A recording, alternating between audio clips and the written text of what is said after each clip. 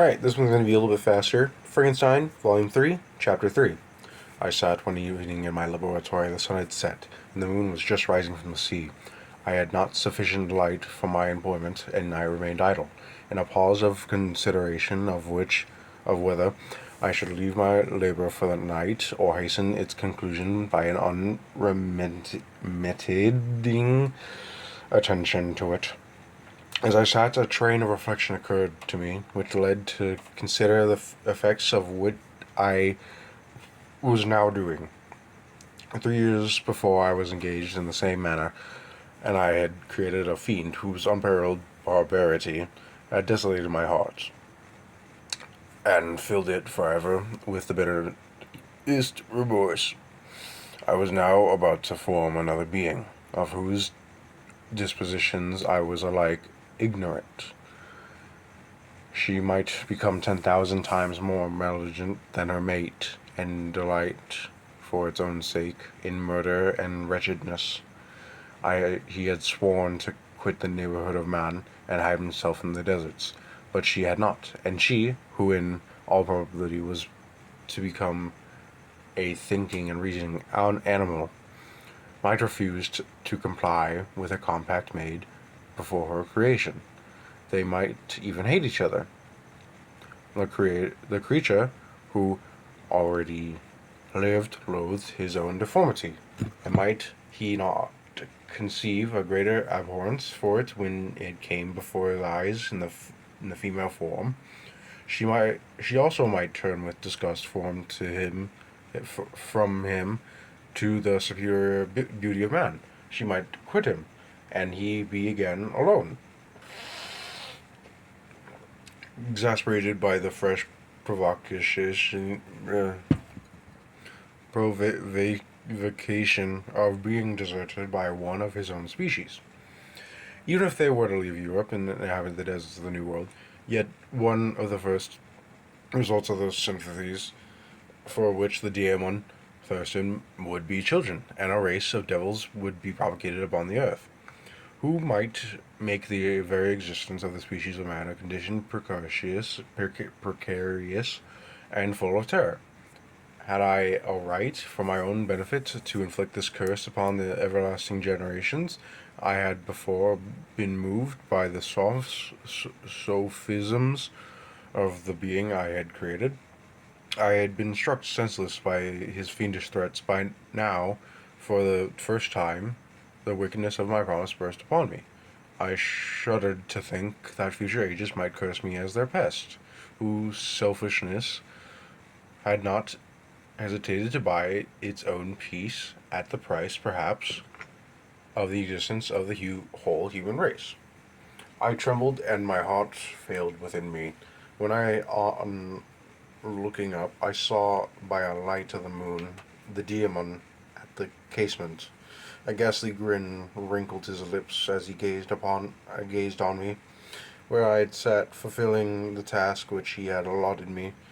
Yes, he had followed me in my travels. He had loitered in the forests, hid himself in caves, or taken refuge in wide and desert heaths, and he had now came to mark my progress and claim the fulfillment of my promise. As I looked on him, his countenance expressed the utmost extent of malice and treachery.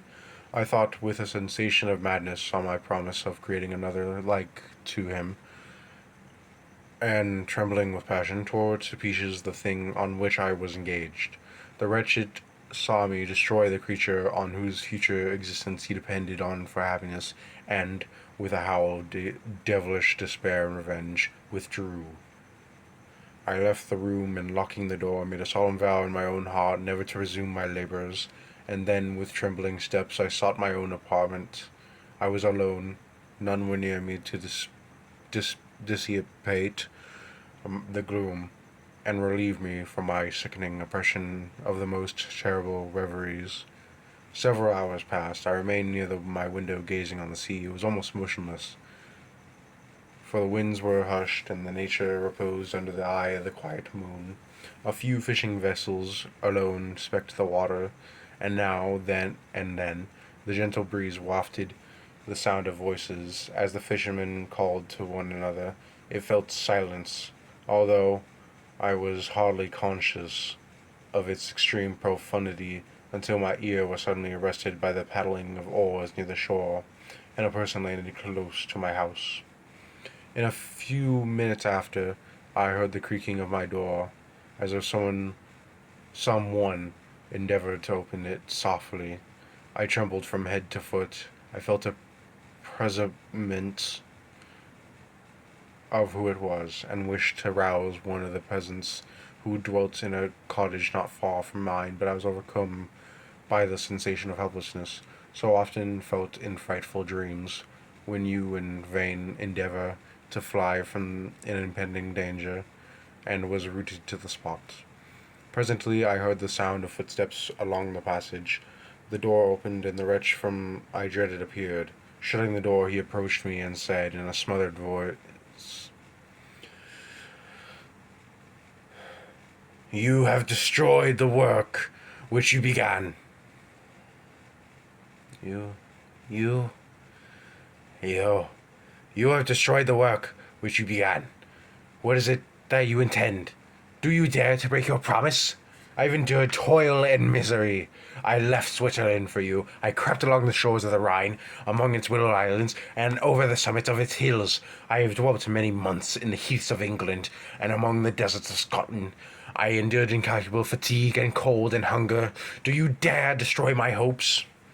Begone! I do break my promise. Never will I create another like yourself, equal in deformity and wickedness. Slave! I before reasoned with you, but you have proved yourself unworthy of my condescensions. Remember that I have power. You believe yourself miserable, but I can make you so wretched that the light of day will be hateful to you. You are my creator, but I am your master. Obey.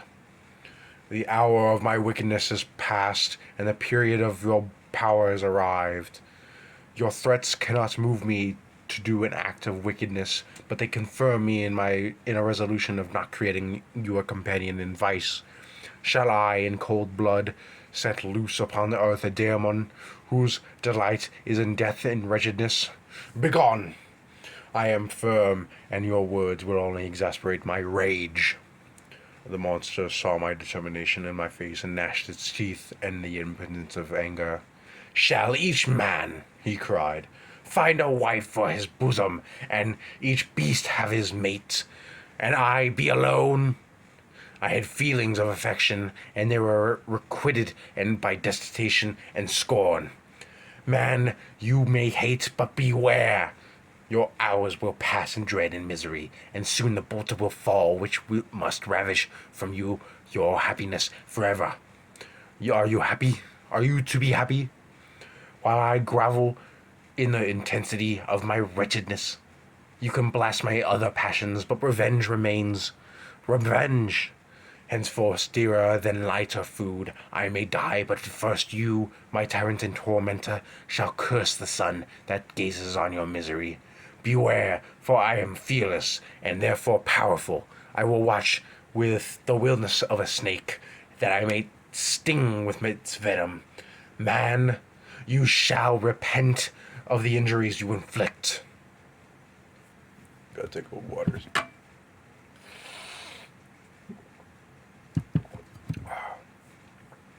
Devil, cease, and do not poison the air with these sounds of malice. I've declared my resolution to you, and I am no coward to bend beneath words. Leave me. I am inexorable. It is well. I go, but remember, I shall be with you on your wedding night. I started forward and exclaimed, "Villain! Before you sign my death warrant, be sure that you are yourself safe." I would have seized him, but he eluded me. He quitted the house with precipitation.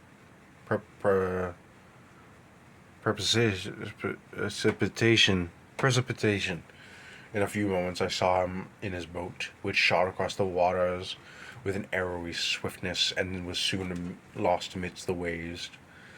All was again silent, but his words rung in my ears. I burned with rage to pursue the murderer of my peace and precipitate him into the ocean. I walked up and down my room hastily and perturbed, while my imagination conjured up 1,000 images to torment and sting me. Why had I not followed him and closed with him in mortal strife?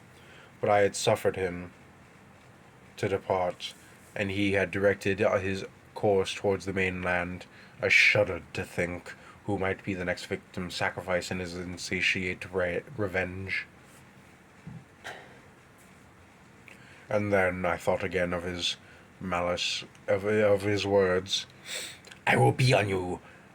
I will be with you on your wedding night. That then was the period fixed for the fulfillment of my destiny. In that hour I should die, and at once satisfy and extinguish his malice. The prospect did not move me to fear. When I thought of my beloved Elizabeth, of her tears and endless sorrow, when she should find her lover so barbarously snatched from her, tears, the first I had shed for many months, streamed from my eyes, and I resolved to not fall before my enemy without a bitter struggle.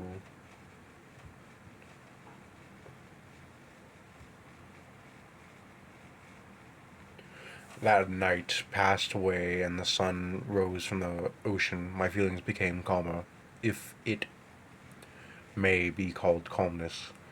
When the violence of rage sinks into the depths of despair, I left the house, the horrid scene of the last night's contention, and walked on the beach of the sea, which I almost regarded as an insuperable barrier between me and my fellow creatures. Nay, a wish that which should prove the fact stole across me. I desired that I might pass my life on that barren rock, wearily it is true, but uninterrupted by any sudden shock of misery. If I returned, it was to be sacrificed, or to see those whom I most loved die under the grasp of a demon whom I had created whom I had created myself. Myself created. Uh, I walked about the isle like a restless spectre, separated from all it loved, and miserable in the separation. When it became noon, and the sun rose higher, I lay down on the grass and was overpowered by a deep sleep. I had been awake the whole of the preceding night, and my nerves were agitated and my eyes inflamed by watching and misery. The sleep into which I now sunk refreshed me, and when I awoke, I again felt as if I belonged to a race of human beings like myself, and I began to reflect upon what I had passed with greater composure. Yet still the words of the fiend rung in my ears like a death knell. They appeared like a dream, yet distinct and oppressive as a reality. The sun had far descended, and I had still sat on the shore, satisfying my appetite, which I had become ravenous with an oaten cake. When I saw a fishing boat land close to me, one of the men brought me a packet. It contained letters from Geneva and one from Clerval, entreating me to join him. He said that nearly a year had elapsed since we had quitted Switzerland, and France was yet unvisited. He entreated me, therefore, to leave my solitary isle and meet him at Perth in a week from that time, when we might arrange the plan of our future proceedings. This letter in a degree recalled me to life, and I determined to quit my island at the expiration of 2 days.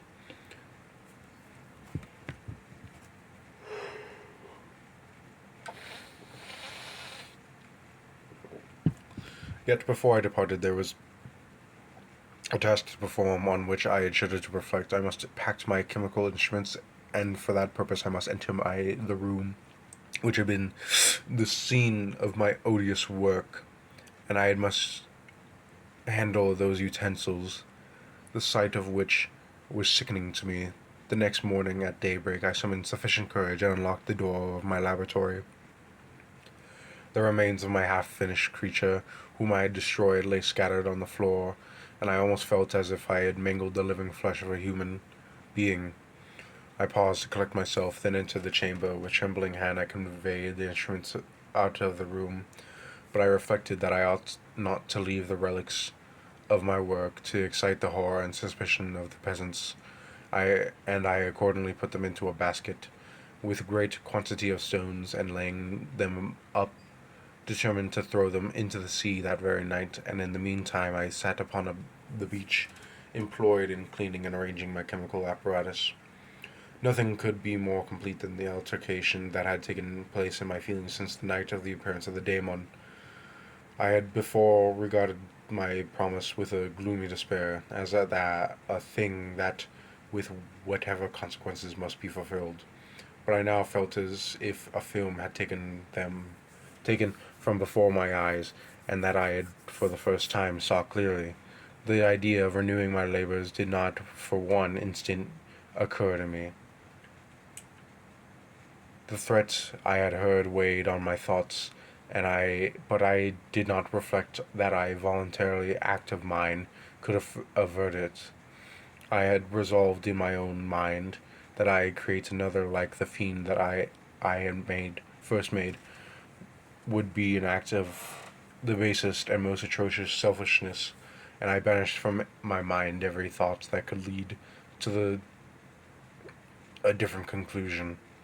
Between 2 and 3 in the morning, the moon rose, and I then, putting my basket aboard a little skiff, sailed out about 4 miles from the shore. The scene was perfectly solitary. A few boats were returning towards the land, and I sailed away from them. I felt as if was about the commission of a dreadful crime, and avoided with shuddering anxiety any encounter with my fellow creature. At one time the moon, which had before been clear, was suddenly overspread by a thick cloud. I took advantage of the moment of the darkness. I cast my basket into the sea. I listened to the gurgling sound as it sunk, and then sailed away from the spot. The sky became clouded, but the air was pure, although chilled by the northeast breeze that was then rising. But it refreshed me, and filled me with such agreeable sensations. I resolved to prolong my stay on the water, and fixing the rudder in a direct position, I stretched myself at the bottom of the boat. Clouds hid the moon, everything was obscure, and I heard only the sound of the boat as its keel cut through the waters. The murmur lulled me, and in a short time I slept soundly. I do not know how long I remained in this situation, but when I awoke I found that the sun had already mounted considerably. The wind was high, and the waves continually threatened the safety of my little skiff. I found that the wind was northeast, and must have driven me far from the coast from which I had embarked. I endeavored to change my course, but quickly found that if I again made the attempt, the boat would instantly filled with water. Thus situated, my only resource was to drive before the wind. I confess that I felt a few sensations of terror. I had no compass with me, and was so acquainted with the geography of this part of the world that the sun was of little benefit to me. I might have be driven into the wild Atlantic, and feel all the tortures of starvation, or be swallowed up in the immeasurable waters that roared and buffeted around me. I had already been out many hours, and felt the torment of a burning thirst. A prelude to my other sufferings, I looked on the heavens, which were covered by clouds that flew before the wind only to be replaced by others. I looked upon the sea. It was to be my grave. "Fiend!" I exclaimed. "Your task is already fulfilled." I thought of Elizabeth, of my father, and of Clerval, and sunk into a reverie, so despairing and frightful that even now, when the scene is on the point of closing before me forever, I shudder to reflect it. Some hours pass thus, but by degrees, as the sun declined towards the horizon, the wind died away into a gentle breeze, and the sea became free from breakers. But these gave place to a heavy swell. I felt sick, and hardly able to hold the rudder, when suddenly I saw a line of highland towards the south. almost spent as I was by fatigue and the dreadful suspense I endured for several hours, this sudden certainty of life rushed like a flood of warm joy to my heart, and tears gushed from my eyes. How mutable are our feelings, and how strange is that clinging love we have of life, even in the excess of misery. I constructed another sail with a part of my dress, and eagerly steered my course towards the land. It was wild and rocky appearance, but as as I approached nearer, I easily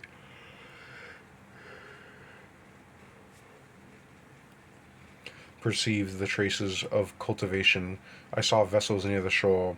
I found myself suddenly transported back to the neighborhood of civilized man. I eagerly traced the windings of this land, and hailed a steeple which I had at length saw issuing from behind a small promontory. As I was in a state of extreme debility, I resolved to sail directly towards the town at a place where I could most easily procure nourishment. Fortunately, I had money with me. As I turned the promontory, I perceived a small neat town and a good harbor, which I entered, my heart bounding with joy at my unexpected escape. As I was occupied in fixing the boat and arranging my sails, several people crowded towards the spot. They seemed very much surprised at my appearance, but instead of offering any assistance, whispered together with gestures that at any other time might have produced in me a slight sensation of alarm. As it was, merely remarked that they spoke English, and I therefore addressed them in that language. "My good friends," I said, "will you be so kind as to tell me the name of this town and inform me where I am?" "You will know that soon enough," replied a man in a gruff voice.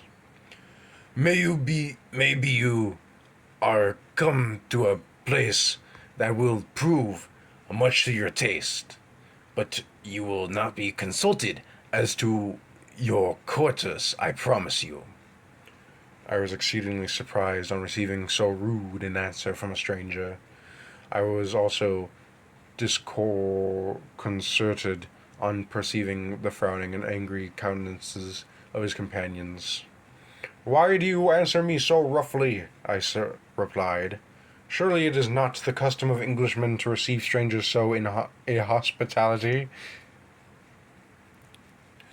"I do not know," said the man, "what the custom of the English may be, but it is the custom of the Irish to hate villains." While this strange dialogue continued, I perceived the crowd rapidly increase. Their faces expressed a mixture of curiosity and anger, which annoyed and in some degree alarmed me. I inquired the way to the inn, but no one replied. I then moved forward, and a murmur of sound arose from the crowd as they followed and surrounded me, when an ill-looking man approaching, tapped me on the shoulder and said, "Come, sir, you must follow me to Mr. Curwen's to give an account of yourself." "Who is Mr. Kerwin? Why am I to give an account for myself? Is this not a free country?" "Aye, sir, free enough for honest folks. Mr. Curwen is a magistrate, and you are to give an account of the death of a gentleman who was found murdered here last night." This answer startled me, but I presently recovered myself. I was innocent, that I could easily be proved. Accordingly, I followed my conductor in silence, and was led to one of the best houses in the town. I was ready to sink from its fatigue and anger, but being surrounded by a crowd, I thought it politic to rouse all my strength, that no physical debility might be construed into apprehension or consciousness guilt. Little did I then expect the calamity that was in a few moments to overwhelm me, and extinguish in horror and despair all fear of ignominy or death. I must pause here, for it requires all my fortitude to recall my memory of the frightful events which I am about to relate in proper detail to my recollection.